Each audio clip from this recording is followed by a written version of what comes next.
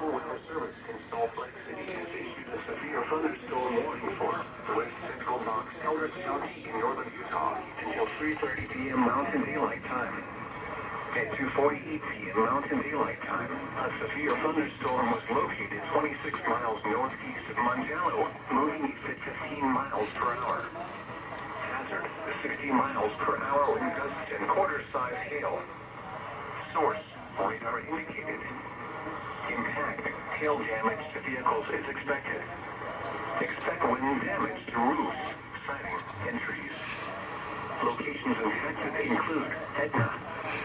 This includes Utah Route 30 between mile markers 25 and 27. For your protection, move to an interior room on the lowest floor of a building. Torrential rainfall is occurring with this storm and may lead to flash flooding. Do not drive your vehicle through flooded roadways.